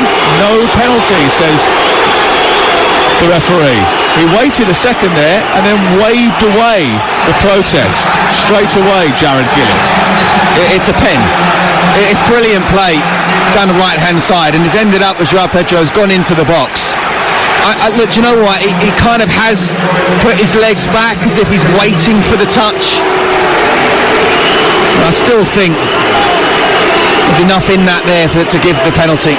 He's put his arm across him, he's caught him on his legs, and yes, he's looking for it. I think that's a pen. The only thing I would say is, in terms of the VAR point of view, is it a clear and obvious error? There's enough of an argument to say that he has gone down too easily. But it's a pen for me. I think we've seen in recent weeks as well that VAR, I think there's been a directive, to be honest with you, of try not to get involved unless you really have to. Seem to be making more issue of VAR getting involved than not. You're not fit to referee is the verdict of the Sussex public. I mean, it was a good run from João Pedro, a purposeful run from João Pedro. I think it would have been on the soft side had it have been awarded, but I don't think, a bit like it's not going to be overturned by the VAR because it hasn't been given, it would never have been overturned if he had awarded the penalty. Yeah, either way it wasn't clear and obvious, so in that sense you could maybe argue that, but I do think it was a pen. He was looking for it. Yeah, I think that's probably gone against him. Yes, the fact that he was seemingly looking at it and trying to find a way to engender the contact. It is tough though, isn't it, Sam? You have to say, for the officials, the pace that these players are running at. And obviously the referees only get one look at it, VAR gets more, but the directive is clear and obvious. This week. And do you know what? I think, whether it's right or wrong, the decision. Now, I said that in a way which sort of sounded like I was having a joke, but I don't mean to be rude, but clear and obvious this week means something that it didn't mean last week. Do you know what I mean? Each individual incident is individual. Nunez out to Grealish, edge of the penalty area. On the reverse is Gvardiol. Low ball into the area, which is easily stopped by Jason Steele from inside the 6-yard box and bowled away. And that's one of the bones of contentions, I think, with people who are a bit fed up with VAR, is that one week they'll see a decision that goes a certain way, and the next week something almost identical will go the other way. No, and that's wrong, but there are people out there who think that VAR should get everything 100% right. Which it's never going to do. Never going to do, because it's run by humans. So I just feel, I'm still for VAR, was in the first place, not how it's run now, but just the lightest of touches. The referee should be in charge, and yes, he's going to make mistakes. I just think though, Sam, we've just had shifted the blame from the refs to VAR, and if we did get rid of VAR, we'd just go back to the refs again. Odingra trying to outpace Akanji, but he timed his run well, moved in front of the Ivorian and clears it away. O'Mahony, who is a tall Irish striker about to come on for Brighton and Hove Albion. Looks in very similar mould to Evan Ferguson. Mark O'Mahony, not scored a senior goal. He played 1 minute of Premier League football against Burnley so far for Brighton. And the teenager is about to come on and get involved tonight as well. I did see, I'm sure I saw Adam Webster about to get involved as well. Here is Welbeck, edge of the area, trying to get to shooting position, gets onto his left foot, drives the ball goalwards, but is underneath it, well over the top of the crossbar from Welbeck. And on comes O'Mahony for his home debut. I mean, what I would say is the way that Brighton have shown character and courage in the second half, they deserve a goal. I think they've worked hard in front of their home fans. They could have gone under. Yes, City have stepped it off a bit. They're not the same team in the second half as they were in the first, and that's understandable. But, you know, against this team, one of, if not the best team in the world, very difficult to keep going, but they have shown character. I do think I'd like to see them score.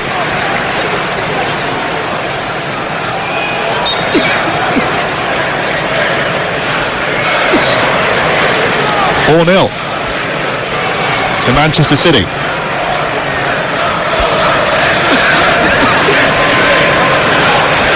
just had a swig of water and it went down the wrong hole. I was going to ask, are you okay? Yeah. Don't worry about me. I noticed you didn't say anything. I wanted to. You just left it the silence there. Don't worry. I was looking around for medics. No, I've got it, mate. It's okay. I'm on first aid. I thought you were altruistic Scott. I did a CPR course actually. Did you? Yeah, last Sunday. Don't be the first person for me to try it on, mate. I'd rather not be, if that's okay. 15 to go. And remember, when you wake up tomorrow morning, we'll review all the action on the Premier League All Access podcast and preview the weekend's football. Big weekend of football, including Tottenham against Arsenal, which is massive. A yellow card for Belieber for a little tug back on the Manchester City midfielder, and it's going to be a free kick to City just inside the centre circle. I can see Jeremy Doku, Sergio Gomez and Rico Lewis all coming on. Yeah, not surprised at all that Pep Guardiola didn't make any substitutions at half-time, but not surprised at all that now he's making them all. The game is won. He needs to keep his players fresh. The battle won, but not the war. Yeah, there's still a long way to go as far as that is concerned. Forest away on Sunday, Wolves at home, Fulham away on TalkSport next Saturday, Tottenham away live on TalkSport the following Tuesday, West Ham on the final day. Win all 5 of those, they'll be champions of England again for the 4th successive year. Just takes one off day though, doesn't it? Just one. And Arsenal will be hoping for that. The Manchester City fans will certainly not be. Brighton's only goal in the last 3.5 games was an own goal from Aro Muric. That is something that I think will be troubling Roberto De Zerbi, a team that scored a lot of goals and conceded a lot of goals last season. Haven't looked as sharp in front of goal this time around. Carl Walker ready to throw the ball in from the near side. It's going to be this opportunity to make some changes. Bernardo Silva is the first one to come off, and he will be replaced by Doku. Second one to be changed is going to be Carl Walker, who's standing on this near side and is none the wiser that he's going to be replaced. And he comes off, and he's thinking, who should I give the captain's armband to? He went up to Rodri, and Rodri said give it to somebody else. And he's going to give it to Nathan Aka. He's going to walk over and put the armband on just to waste a bit of time, and Rodri is coming off, and Sergio Gomez is coming on. Well, no surprises there. Foden off, De Bruyne off, Rodri off, Walker off. All the big hitters preserved. Absolutely. Job Walker, done. Rodri, De Bruyne, Foden and Bernardo Silva all Silva, off. yeah. And Kyle Walker, who is now getting a talking to from Pep Guardiola. They are 4-0 up, and he just wants to give him just a little bit of feedback. Constructive criticism, maybe. Well, he's done it in front of the camera, so ego again, isn't it? Tongue firmly in Scott's cheek there, by the way, Manchester City fans. Don't write in. Well, I've already said what I thought about Pep Guardiola. I think people know. Here is João Gomez on the near touchline, prevented from going any further by Kovacic, and then the ball runs loose for Barco, but tied up by Matthias Nunez, and it's back with Manchester City, imperious Manchester City. Haven't lost consecutive games here, Brighton, since December 2022. But when you play Arsenal and then Manchester City in succession on your own patch, then it's a major surprise if you don't lose both. It would have been a major surprise if they had have got something from tonight. They were huge odds against to win this game. 7-1 I think they were, which was a lot shorter than Chelsea were at the weekend, and a lot shorter than Coventry were at the weekend to beat Manchester United. The bookies thought that there would be a reaction from Pep Guardiola's team. It's currently Brighton 0, Manchester City 4. The latest odds are available at Ladbrokes, where right now you can get Brighton to score the next goal at 16-5, Manchester City to score the next goal at 21-20, or back no scorer at 15-8. That's all thanks to Ladbrokes 18+ BeGambleAware.org. Here's Gross edge of the area after they turn the ball over. Cut out by Jack Grealish. Back through Barco, who moves up towards the left edge of the box, and then Gross goes back in field. It's been a good response in the second half from Brighton, without any reward, but they've only conceded one more goal in this second 45. That was Alvarez's goal after a long ball forward by Ederson was met by Walker. He cut in field, won a 50-50 with Steele, and it rebounded into the path of Julian Alvarez, who got his second goal in 17 appearances. Ball clipped out towards the near touchline, taken down well by Barco, whose ball is hefty and right the way through the penalty area and cleared over the top. Yeah, there's only been one goal in the second half, and Brighton, as I said a couple of times now, have shown a lot of courage to really keep trying to attack against Manchester City. But look, if City needed 5 or 6 to win the Premier League title, they absolutely would have kept their foot on the gas. They were superb in that first half. They really were. Just in a picture of Paul Barber, the chief executive, high up above our heads here. Roberto De Zerbi strolling around inside the technical area. And Brighton think that De Zerbi's going to stay as their manager next season, despite the links with first Liverpool and Bayern and others. And there aren't loads of up-and-coming managers with the sort of pedigree that he's got, and certainly not that many that is as highly regarded by Pep Guardiola and Jurgen Klopp, who have clearly got a defined way of coaching, even if at times they are a little eccentric. What do you think he should do at the end of the season? I think he'll be at Brighton. I think he should stay at Brighton. It sounds to me as if, I don't know in what section he was linked to Liverpool, but Liverpool never really came out and made it look like they really wanted him. No. I'd say it's the same for Bayern Munich as well. Given away by Doku, picked up by Barco, into the box. Adingra tries to take it under his control, but can't. It goes through his legs and out and away for a goal kick away to our left-hand side. Brighton 0, Manchester City 4. Xavi's waiting, or going to have another year at Barcelona, so we'll wait and see what happens in a year's time. Jurgen Klopp might come back off his sabbatical, you never know. Pioli is going to leave AC Milan at the end of the year. Here is Allegri probably won't stay at Juve. Alvarez, so there'll be jobs. There's lots of big jobs available, aren't there, at this moment in time? Jose Mourinho needs a job, though, somewhere. There's a lot of big names that actually aren't being linked. Yeah. Zidane, Conte, Mourinho. Got enough money, don't need the stress. I think Mourinho would love it. Yeah, well, he's the exception to the rule, isn't it? Because it doesn't matter how much he's got in the paper packet. He loves the attention, he loves the buzz of it. He wants to be out there and, in the limelight, orchestrating, coaching. His interview at the weekend was a come and get me plea for anyone who has a realistic aim, he said. Just because I'm Mourinho, don't give me a club that finished in mid-table and expect me to win the Champions League, he said. You've got to be careful what kind of club you're actually coming in for. Be realistic about that. But no, I think De Zerbi should stay. And I think he will. O'Mahony sends the ball out wide for Brighton into the path of a fire. It goes back infield to Pascal Gross, and Brighton keeping hold of the ball with now just 6.5 minutes to play on TalkSport. Brighton 0, Manchester City 4. And O'Mahony's been played the ball by Barco. Barco's had to scurry to keep it in on the near touchline. Attention coming from Rico Lewis, who had made 3 consecutive Premier League starts before today. And the referee gets in the way of Believer's pass.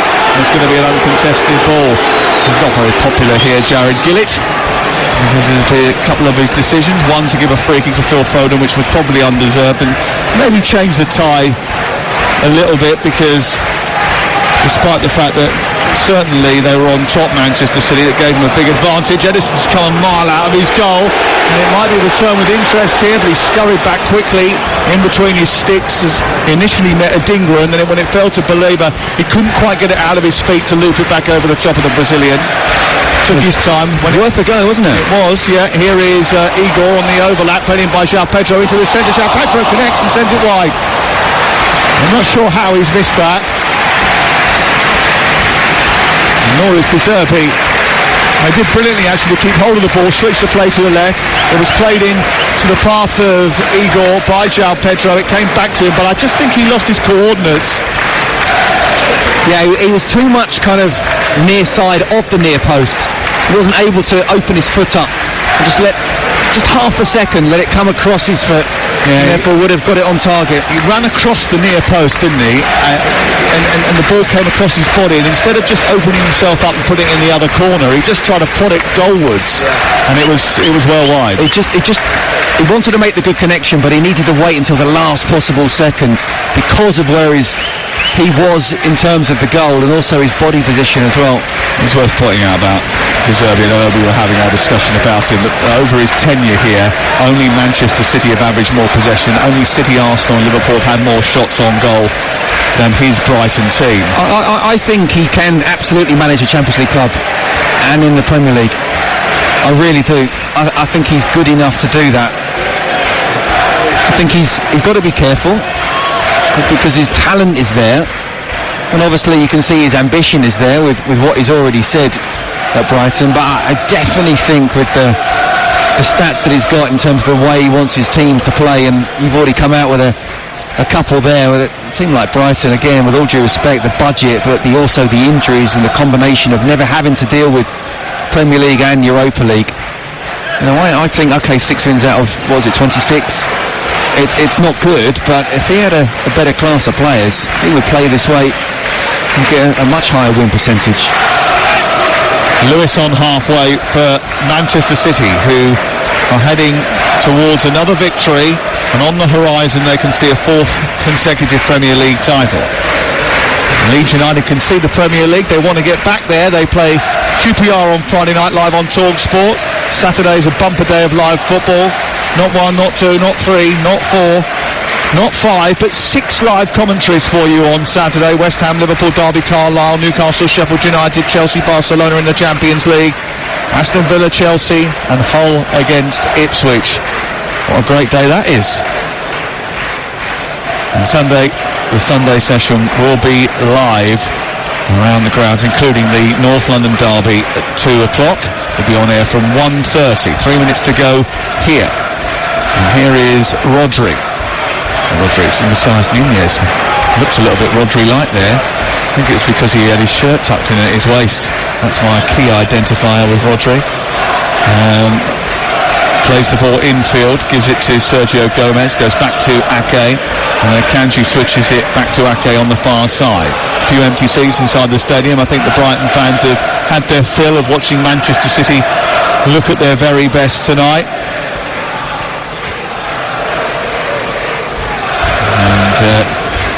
Matthias Nunez just strolling forward now. Chelsea have released a statement in the last few minutes in which they've said that Enzo Fernandez has got a problem with his groin that has required surgery. It's something that I mentioned to you a little bit earlier on in the build-up to the game. He's going to miss the remainder of the season. There's more available for you at talksport.com. And the sports bar's open for business. And Jason Cundy alongside Jamie O'Hara. I wonder how good his Brighton knowledge is when he starts that show with the duck noises and says, has anybody seen He's definitely in there. Norman Cook's definitely going in there. Fatboy Slim's definitely going in there. Brighton Rock, I'm going to guess that gets a mention. Again on H&J with Paul and Charlie, they were doing that as well. Pebble Beach came out. Did it? Mm-hmm. Here is Kovacic in the middle of the park. Out towards the far side. Here is Grealish on the halfway line for Manchester City, looking to extend their lead as we go towards the final few seconds of this match. The City knowing that they have sent a message to the rest of the Premier League. We are here and we are strong. We are just as inflexible and infuriating as they've been for other teams in the Premier League for the last 4 years. And Brighton don't have a particularly good record against the top six this year, which is a shame for them because they had their number this time last year. Doku on the outside, tries to get the cross into the box. It's headed away by Baleba, collected by Nunez, and it's out towards the edge of the centre circle. Again, De Zerbi frustrated. He cuts such a frustrated, animated figure inside his technical area. Grealish now turns it back. Do you know what, Sam? I do get how people perhaps don't want Manchester City to win another Premier League title. You know, they don't want that kind of like boring dominance. For me, it's not. I was having a conversation with Dad last night, massive Liverpool fan, gutted that they lost, and he said, I want Arsenal to win. But I feel we're seeing history in the making here, one of the best teams English football's ever seen. Foul by Ake as João Pedro nips in front of him, and the referee gives a free kick, and it's cheered inside the Amex like a goal. Everyone's being rather sarcastic, I think. Take the wins where you can. It's like a goal, isn't it? João Pedro bending the ball into the box, deep towards the far post. It came through to Adingra, who was the player of the match in the final of the Africa Cup of Nations after his influence in that game. Didn't quite connect with it. It goes behind. No doubt who I think the player of the match will be in this game. He's sitting on the bench at this moment in time for Manchester City. I will ask you about it later on. I won't give it away. There's a few sitting on the bench there. Yeah, De Bruyne scored. Foden's got 2. Alvarez on the score sheet tonight. Walker made an assist. Walker with an assist. Walker with a good contribution as well to the team. Here's Matthias Nunez, dipping his shoulder and getting away from Baleba and then striding purposefully through the middle of the pitch, releasing Alvarez. He's got Lewis outside him towards the right. He forced him a little wide into the box. He sends it low towards Grealish. It's too close to Van Hecker and it's cleared away. Wasn't a great ball from Alvarez to Lewis, was it? It wasn't. He played it too late, didn't he? And by the time Lewis had the ball, he was almost just stopped. Tried to cut the ball back, but it was well read in the end. He was just ready to start talking about the fact that he only scores against those who compete in the N23 derby, because his other 2 goals have come against Crystal Palace. Is that right? Here is Barco on this near touchline, 2 yards in from the touchline, feeds the ball to Mark O'Mahony. Here interesting tale to tell, won't he? His first experience of Premier League football. I mean, he played for a minute, I said that, at Burnley, but he's had an extended period in the blue and white of Brighton tonight, up against the very best. Here's Barco into the centre, looking for O'Mahony, and Ake just steals in front of him and heads the ball behind and away for a corner away to our left. Well, I think the way that Brighton have never given up, they deserve a goal, but from City's point of view, they really want to keep a clean sheet. Yeah, they've dominated this game. There haven't been enough of them, and that's how they got the job done last season. Yep. That solidity instead of sparkle got them over the line at the end of last campaign. Will it be the same again? This will be 2 clean sheets in a row. Barco fires the ball into the box. Van Hecker was arriving. It was watched by Ake. He thundered it clear, and it goes out over on the far side. It's been a little bit downbeat in here tonight. I haven't even seen that geezer I usually see with a seagull hat on. Brighton 0, Manchester City 4 on TalkSport with Enterprise. Rent a car, whatever the mission, home or away. Enterprise helps over 120,000 people every day. And I noticed that you all look to your left there because you know where he sits. See if he was there. You were looking to the left, so we saw the hard man who walked. The hardest geezer. The hardest geezer. Did he walk or run, Africa? He ran. He ran. Can't believe you just questioned the hardest geezer. Here is Alvarez playing the ball down the left for Doku. Doku into the penalty area to finish it and make it 5, saved by Steele. This pops it into the air, it drops for Alvarez, it's still not dead yet. Picked up by Fire and sent out towards this near touch line. Takes a cannon off of a Manchester City body, and the referee is now just going to check with the VAR on this. Joey Gillett, it's just not a good idea. Just don't, Bella. Doku might just have felt with a bit of better finishing that he could have made that 5. Decent save from Steele, but he needed to go further out for it to curl in at the far post, but no, that was never a penalty. All out of play on this near side. Sports Bar on the way. 03717 222 breakfast back tomorrow morning. Gabriel Fonlahors with Alan Brazil, and we'll bring you some live interviews in the Sports Bar from Pep Guardiola and from Roberto De Zerbi. Hugh Wissentroph, I think, is going to go down and do those in just a moment for us. Here is Doku into Nunez, switching the play to the left. It's now with Grealish, who is surrounded immediately by blue and white jerseys. Back to Nunez. I think one of the things that you've seen from Brighton is that they are very much together, and they're all working for De Zerbi, aren't they? Absolutely. I mean, I hate that phrase anyway, that managers lost the players. I mean, should be working for yourself and the club, the fans, the club that pays you. But they're all on the same hymn sheet, you can see that. Absolutely, yeah. There's the full-time whistle.